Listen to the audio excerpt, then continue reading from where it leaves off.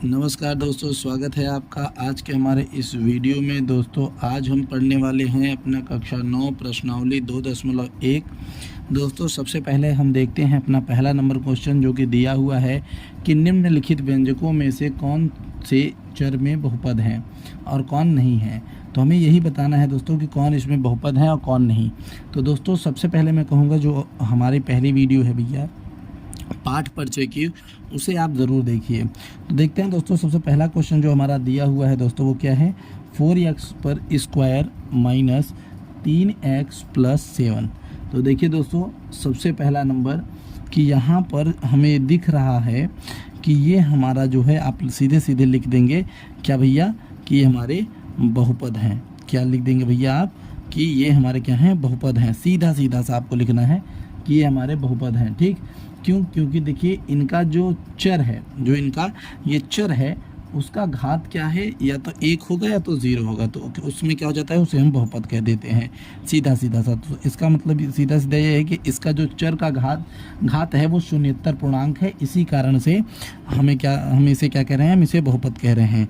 इसी तरीके से हमारा जो दूसरा नंबर क्वेश्चन बनता है भैया, दूसरा नंबर क्वेश्चन y² प्लस करणी में 2, ये भी है।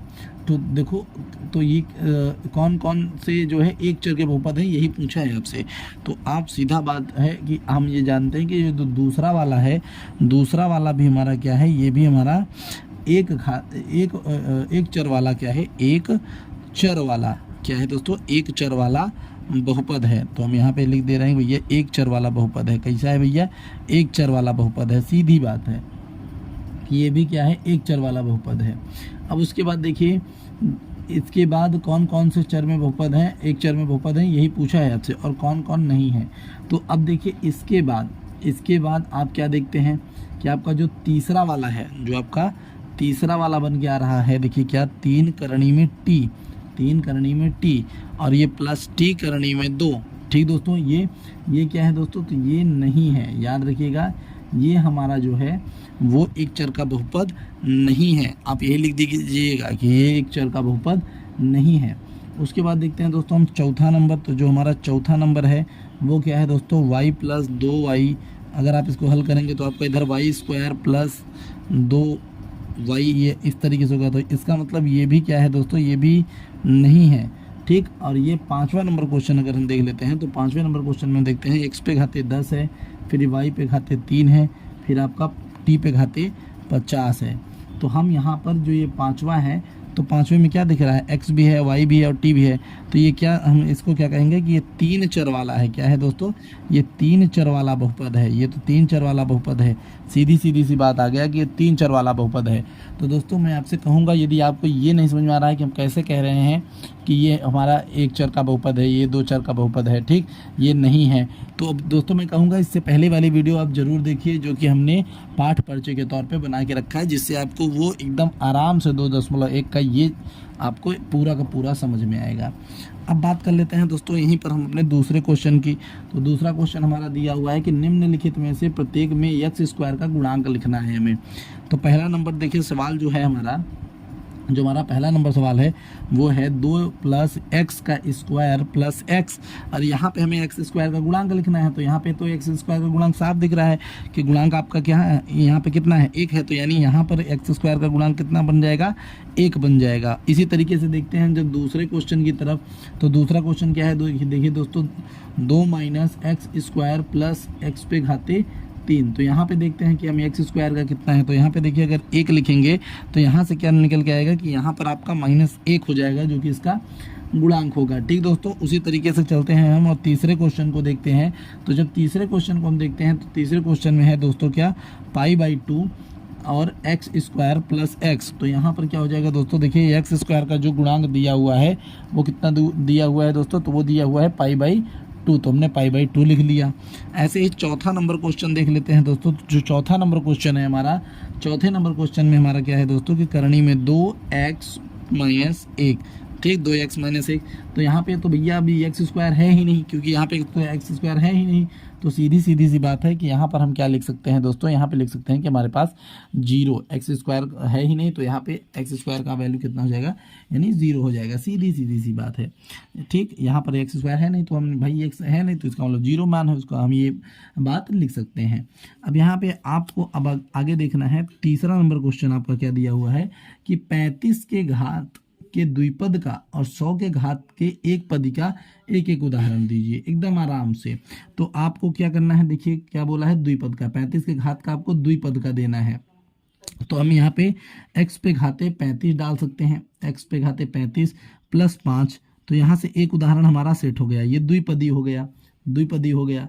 अब उसके बाद आपको क्या बोला है कि 100 के घात का एक पदी, तो x पे घाते 100 कर देते हैं, तो इस तरीके से ये क्या हो गया, एक पदी।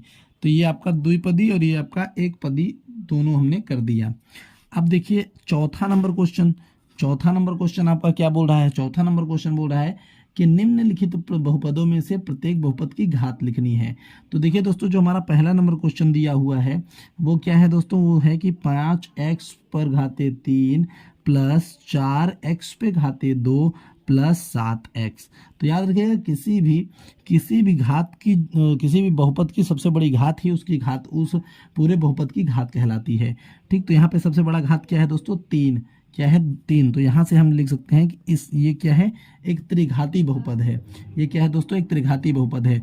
उसी तरीके से अगर हम बात करें दोस्तों तो दूसरे नंबर क्वेश्चन की, तो दूसरा नंबर क्वेश्चन हमारा क्या हो जाएगा, देखिए दूसरा नंबर क्वेश्चन है हमारा 4 - y स्क्वायर, क्या है 4 - y स्क्वायर। तो यहाँ पर जो घात बन जाएगी वो कितना हो जाएगी दोस्तों, 2, वो कितना हो जाएगी दोस्तों 2, क्योंकि सबसे बड़ा घात कितना है, 2 है। इसी तरीके से दोस्तों अगर हम देख लें हमारा तीसरा नंबर क्वेश्चन, तो जो हमारा तीसरा नंबर क्वेश्चन है दोस्तों, यहाँ पर देखिए, अब हम तीसरे नंबर क्वेश्चन की तरफ आए। तो तीसरा नंबर हमारा क्वेश्चन क्या है दोस्तों, देखिए 5t माइनस करणी में 7। तो यहाँ पर अगर हम देखें तो हमारा जो सबसे बड़ा घात 1 होगा। ठीक, तो यहाँ पे हमने एक घात का बहुपद देख लिया। अब यहीं से हम चौथा नंबर क्वेश्चन देख लेते हैं। तो चौथा नंबर क्वेश्चन क्या है दोस्तों, केवल 3 है, क्या है दोस्तों, केवल 3 है। तो यहाँ पर देखिए कोई चर तो उपस्थित है ही नहीं, कोई चर तो उपस्थित है नहीं, तो यहाँ पे जो बहुपद की घात होगी वो क्या हो जाएगी दोस्तों, 0 हो जाएगी। वो क्या हो जाएगी, 0 हो जाएगी, एकदम आराम से। ठीक बच्चों, अब चलिए देख लेते हैं हम पाँचवा नंबर क्वेश्चन। अब देख लीजिए दोस्तों, हम पाँचवें नंबर क्वेश्चन की ओर चल लेते हैं। तो पाँचवा नंबर क्वेश्चन देखते हैं। देखिए एकदम प्यार से एक एक सवाल को सॉल्व करिए, एकदम आराम से।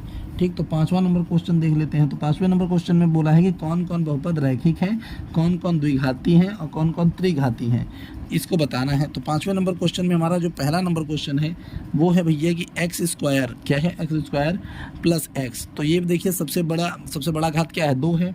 तो इसका मतलब ये क्या हुआ, ये सीधी बात हो गया कि ये एक द्विघाती बहुपद है। कैसा बहुपद है दोस्तों, द्विघाती बहुपद है। तो हम यहाँ पे लिख देंगे कि ये एक द्विघाती बहुपद है, तो सीधा हमने लिख दिया। दूसरा नंबर क्वेश्चन अगर हम बात करें, दूसरा नंबर क्वेश्चन तो ये है x माइनस एक्स पे घाते 3। तो यहाँ से ये क्या हो जाएगा दोस्तों, देखिए इसका सबसे बड़ा घात 3 है, तो इसलिए ये क्या हो गया, ये हमारा त्रिघाती बहुपद हो गया। क्या हो गया दोस्तों, त्रिघाती बहुपद। तो हम यहाँ पे लिख देंगे त्रिघाती बहुपद है। ठीक, इसी तरीके से देखिए हम जब तीसरा नंबर क्वेश्चन अपना देखते हैं तो क्या है, y plus y square plus 4। तो ये आपका क्या हो जाएगा दोस्तों, ये आपका द्विघाती बहुपद हो जाएगा। तो आप इसे लिख दीजिए कि भैया ये द्विघाती बहुपद है। इस तरीके से क्या हो जाएगा दोस्तों, ये हमारा एक द्विघाती बहुपद है, हमने इसको लिख दिया। अब चौथा नंबर क्वेश्चन देख लेते हैं। तो जो चौथा नंबर क्वेश्चन है वो क्या है, 1 प्लस एक्स। तो यहाँ पे देखिए एक ही घात का है, तो यहाँ पे हम क्या कहेंगे कि ये हमारा एक घात का है। तो हम यहाँ से कह सकते हैं एक घात का बहुपद है, एकदम आराम से। तो ये हमारा एक घात का बहुपद है। अब देखिए यहाँ पे पाँचवा नंबर क्वेश्चन फिर दिया है हमें 3t। क्या दिया है दोस्तों, 3t। तो जो 3t है पाँचवा नंबर, ये भी हमारा एक घात का बहुपद है। तो याद रखिएगा एक घात के बहुपद को हम क्या बोल सकते हैं, रैखिक बहुपद भी बोलते हैं। ये बात भी याद रखिएगा कि हम इसे रैखिक बहुपद भी बोल सकते हैं। जब एक घात का होगा तो हम इसे भी आप बोल सकते हैं रैखिक बहुपद। ठीक, तो 2 आपके रैखिक बहुपद हो गए। फिर उसके बाद देखते हैं कि हमारा क्या दिया हुआ है, छठा नंबर क्वेश्चन आर स्क्वायर, तो ये क्या है दोस्तों, ये द्विघाती बहुपद है। ये कैसा है, इसे हम लिख सकते हैं कि ये हमारा द्विघाती बहुपद है, याद रखिएगा, हम इसे बोल सकते हैं कि हमारा द्विघाती बहुपद है। अब हमारा 7वां नंबर क्वेश्चन देख लेते हैं। 7वां नंबर क्वेश्चन है 7x पे घाते 3, तो 7x पे घाते 3 है दोस्तों, तो इसका मतलब ये क्या है, एक हमारे पास त्रिघाती बहुपद है। कैसा बहुपद है दोस्तों, त्रिघाती बहुपद है हमारे पास, एक ये त्रिघाती बहुपद है। ठीक दोस्तों, तो इस तरीके से जो है हमारा सारा का सारा क्वेश्चन हो गया इस चैप्टर का। अब दोस्तों आपको लाइक फॉलो करना है, याद रखिएगा, और हम आपको 2.2 में वापस मिलेंगे। तब तक के लिए जय हिंद, जय भारत।